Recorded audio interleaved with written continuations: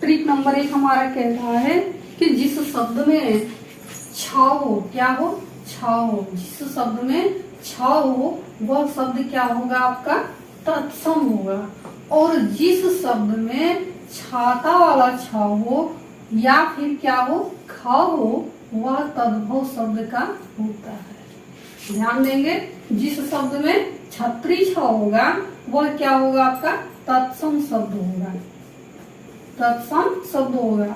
और जिसमें छाता वाला छ होगा या फिर इसी के स्थान पर ख होगा वह होगा आपका क्या तद्भव शब्द होगा। जैसे में लेते हैं अक्षर, अक्षर में क्या है यहाँ छत्री छ है और अक्षर का ही तद्भव रूप होता है क्या अक्षर। अब यहाँ पर देखिए, यहाँ छत्री छ है और यहाँ पर क्या है छाता वाला छ है, या फिर इसी का तद्भव रूप होता है आखर। यहाँ छत्री छ के स्थान पर क्या है ख है। वैसे ही यहाँ पर अक्षवाट लेते हैं, अक्षवाट का तद्भव रूप होता है क्या अखाड़ा। अब यहाँ छत्री छ है और इसके स्थान पर यहाँ क्या है ख है। जब हम देखेंगे कि किसी भी शब्द में अगर ख आ गया है या फिर छ आ गया है तो हम कुछ नहीं करेंगे, सीधा किस पे ट्रिक करेंगे तद्भव पे। अगर छत्री छ रहेगा तो उस पर हम किस पे ट्रिक करेंगे तत्सम शब्द पे। वैसे ही है अक्षी, अक्षी मतलब क्या होता है आंख होता है, यहाँ है छत्री छ, यहाँ है ख। फिर वैसे ही है छत्री, छाती, छाती मतलब होता है हानि, यहाँ है छाती, यहाँ इसके स्थान पर छ है। फिर वैसे ही यहाँ भी छ है, इसके स्थान पर क्या है ख है। तो ये हमारा ट्रिक नंबर 1 था, तत्सम और तद्भव पहचानने का ट्रिक। अब हम देखते हैं ट्रिक नंबर 2 देखते हैं हम कि ट्रिक नंबर 2 कह रहा है कि जिस शब्द में क्या, जिस शब्द में शब्द चाहे कोई भी हो उस शब्द में अगर आपका अंग रहे, अंग और अंग के नीचे ग लगा हो तो वह शब्द क्या होगा आपका तत्सम का होगा, वह शब्द क्या होगा तत्सम होगा। जिस शब्द में अंग हो और अंग के नीचे ग लगा हो तो वह शब्द क्या होता है आपका तत्सम शब्द होता है। जैसे में एग्जाम्पल हम लेते हैं अंगुली। अब यहाँ अंगुली है, यहाँ अंग है, अंग के नीचे ये ग लगा हुआ है, यहाँ भी अंग है, अंग के नीचे ग लगा हुआ है। तो अंगुली, अंगुली का तद्भव रूप होता है क्या अंगुरी। वैसे ही अंगुष्ठ है, अंगुष्ठ का तद्भव रूप होता है क्या अंगूठा। ठीक है, अब हम नेक्स्ट ट्रिक देखते हैं। ट्रिक नंबर 3 हमारा कहता है कि जिस शब्द में व रहेगा, जिस शब्द में व रहेगा वह शब्द होता है आपका तत्सम। और जिस शब्द में व के स्थान पर व रहेगा वह होगा आपका तद्भव। या फिर हम ऐसे कर सकते हैं कि जिस शब्द में परीक्षा में अगर आपके पूछे कि दिए गए शब्द, दिए गए प्रश्न में कौन सा शब्द तद्भव है, कौन सा शब्द तत्सम है, तो आप देखेंगे कि जिस शब्द में अगर व रहेगा तो वह क्या करेंगे आप वहां तत्सम पे ट्रिक लगाएंगे, और जिस शब्द में व रहेगा वहां आप तद्भव पे ट्रिक लगाएंगे।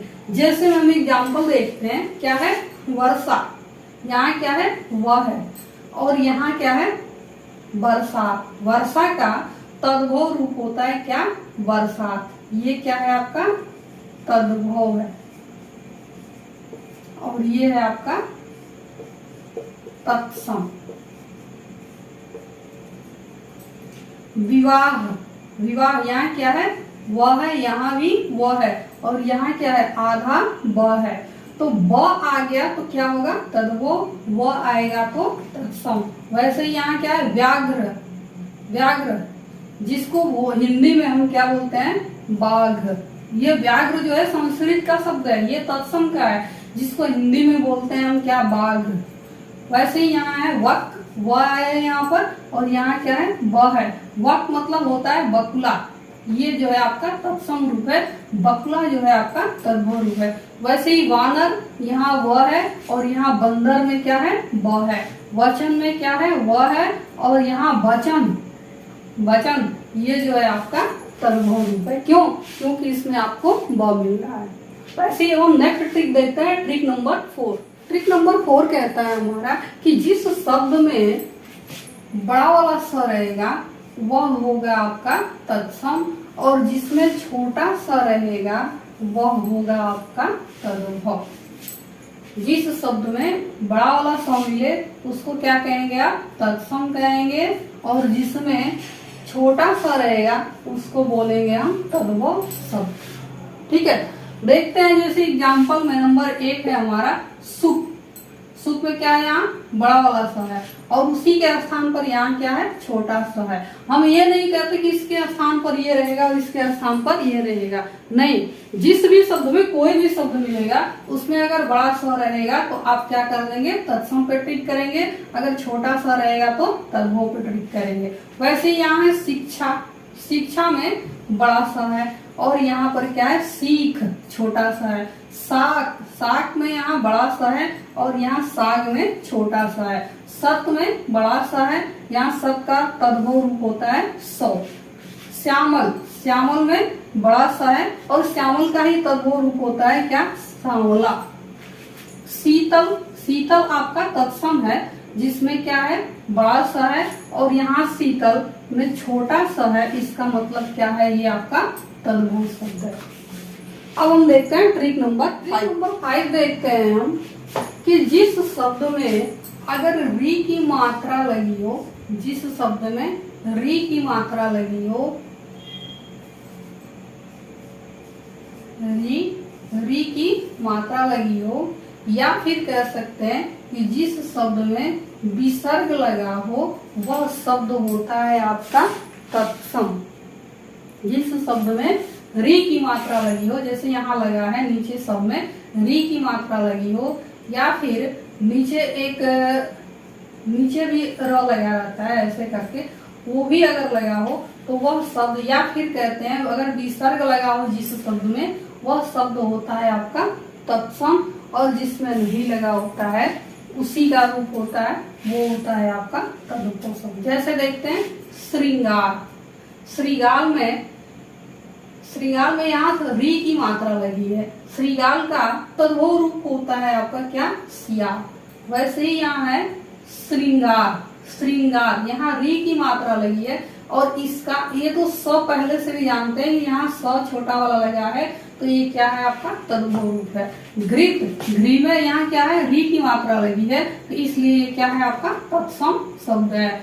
अमृत, अमृत में क्या है यहाँ री की मात्रा लगी है इसलिए यह क्या है तत्सम शब्द है और इसका तद्भव होता है अमीय। घृत का तद्भव होता है घी। श्रृंगार का सियार होता है। वैसे ही मृत्तिका में यहाँ री की मात्रा लगी है तो ये हो गया आपका तत्सम और इसी का तद्भव होता है मृत्तिका का मिट्टी।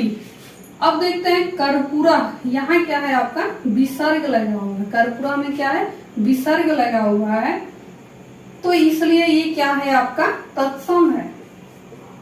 ये क्या है आपका तत्सम है और इसी का तद्भव है कपूर। ज्येष्ठ, यहाँ क्या है विसर्ग लगा हुआ है और इसका तद्भव रूप होता है ज्येष्ठ। अब हम नंबर 6 हमारा कहता है कि जिस शब्द में छतरी छ हो या फिर क्या हो त्र हो। छतरी छ नहीं, सॉरी ये स्र है। जिस शब्द में स्र लगा हो या फिर त्र लगा हो वह शब्द होता है आपका तत्सम। वह शब्द किसका होता है तत्सम का होता है। जैसे में देखते हैं यहाँ क्या है स्र लगा है, यहाँ भी स्र लगा है और त्र की बात कहता है तो यहाँ भी त्र लगा है और यहाँ भी त्र लगा है। देखिए जिस शब्द में स्र लगा हो वह शब्द तत्सम का होता है। श्रावण में क्या है श्रावण में स्र लगा हुआ है और इसका तद्भव रूप है सावन जिसमें छोटा स लगा है। वैसे ही यहाँ श्रृंगार में यहाँ स्र लगा है और यहाँ पर स छोटा लगा है। और फिर दूसरा कहता है कि जिस शब्द में त्र हो वह शब्द भी किसका होता है, तत्सम का होता है। तो यहाँ पर क्या है, त्र लगा है। नक्षत्र जिसका तद्भव रूप होता है क्या, नखत। ख से भी पहचान लेंगे कि ये तद्भव का है और त्र है तो ये किसका है, तत्सम है। छत्री छा है तो किसका है, तत्सम का है। यहाँ इसके दो दो पहचान मिल गया आपको। अब यहाँ क्या है, त्र, त्र है तो ये किसका है, तत्सम का है। ये शब्द किसका है, तत्सम शब्द है। और ये आत्र, आत्र का तद्भव रूप होता है क्या, आंत। अब हम ट्रिक नंबर 7 देखते हैं। कहता है कि जिस शब्द में स्वर रहित व्यंजन हो, स्वर रहित व्यंजन मतलब विशेष रूप से क्या हो, र। स्वर रहित व्यंजन विशेष रूप से क्या है, र। और र को जब स्वर रहित हम बनाते हैं तो या तो आसमानी र करते हैं, ऊपर लगाते हैं, या तो किसी व्यंजन में हम नीचे ऐसे लगाते हैं। तो जिस शब्द में अगर आसमानी र रहे, ऊपर से ऐसे लगा हो, या किसी व्यंजन में नीचे ऐसे र लगा हो, तो वह शब्द किसका होता है, आपका तत्सम का होता है। वह शब्द किसका होता है, तत्सम होता है। जैसे यहाँ देखते हैं, ये है आपका तत्सम और ये है आपका तद्भव। जैसे में है व्याघ्र, यहाँ रो क्या है, स्वर रहित ये व्यंजन है, क्योंकि ये पूरा नहीं लिखा गया है। अगर इसे हम पूरा कर देंगे तो इसमें क्या आ जाएगा, स्वर आ जाएगा, लेकिन ये क्या है, इसमें आधा है। तो इसलिए व्याघ्र में अगर नीचे र लगा हो तो वह शब्द किसका होगा, तत्सम का होगा। इसका तद्भव रूप होता है व्याघ्र का बाघ। अग्रणी में यहाँ नीचे र लगा है, अग्रणी का तद्भव रूप होता है क्या, अगाड़ी। उष्ट्र, उष्ट्र में नीचे क्या है, र लगा हुआ है, इसका तद्भव रूप होता है उन। आश्चर्य, हमने बताया कि अगर आसमानी र लगा हो, ऊपर भी र लगा हो, तो भी वो किसका होता है, तत्सम का होता है। आश्चर्य, यहाँ क्या है, आसमानी र लगा हुआ है, इसका तद्भव रूप होता है अचरज। अर्ध, अर्ध